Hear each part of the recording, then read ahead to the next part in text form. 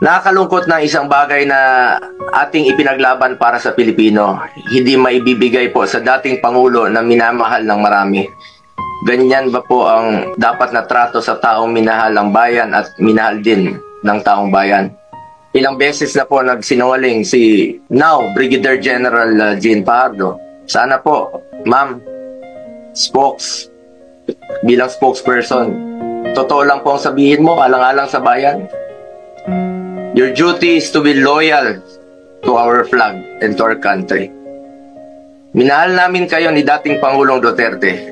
Sana, konting respeto lamang po.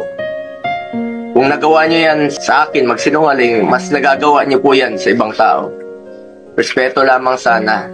Gaya ng pagrespeto at pagmamahal namin sa uniform personnel. Sinabi mo, nagpupunas lang ng pawis ang ilang pulis na nakuna ng video na umiiyak habang inaaresto si Pangulong Duterte.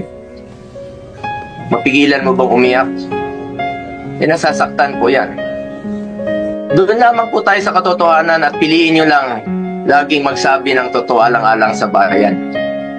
We must always entrust our loyalty to the Filipinos, to our flag, and to our country.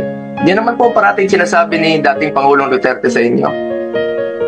Just be loyal to our country and to our flag. Di na niya kayang tumakas. At alam niyo po yun. Di na niya kaya kayong takbuhan.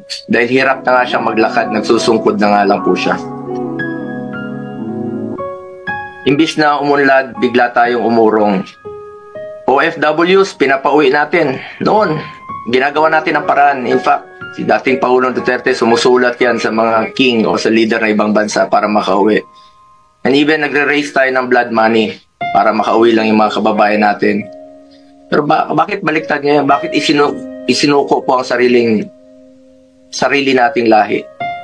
Hindi ko lubusang matanggap na siya ay nililiti sa ibang bansa gayong siya ay isang Pilipino.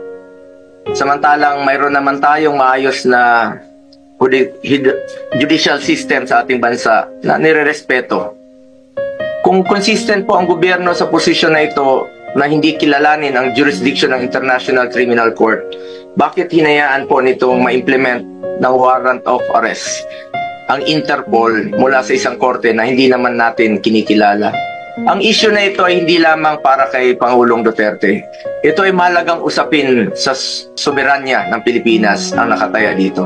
Alang-alang sa ating mga bayaning nagbuwis ng buhay upang makamit lang ang ating kalayaan. Alang-alang sa ating ngayon na patuloy na inaalagaan ang ating soberanya upang ang ating mga anak at mga anak ng ating mga anak ay mamumuhay ng isang bansa na malaya at irespeto ng ibang bansa. Pakasakit po sa dibdib na pagkatapos niya isakripisyo ang kanyang sarili para sa kinabukasan ng ating mga anak at ng bawat Pilipino. Imbis na ibigay sa Pilipino ang paghusga sa mga ginawa ni dating Pangulong Duterte na paglaban sa droga at kriminalidad, sadly, hindi po ganun ang nangyari. Pilipino po ang dapat humusga sa totoong sitwasyon sa bansa. Kung mas nakakalakad na po ba ang ating mga anak noong panahon niya, hindi po nasasaktan, hindi nababastos. Kayo po ang humusga. Pilipino po ang dapat humusga. Marami pong nasaktan na Pilipino. Salamat po. Bawat laban, ikaw ang nauna. Tinig mo'y sigaw ng masa. Ngayon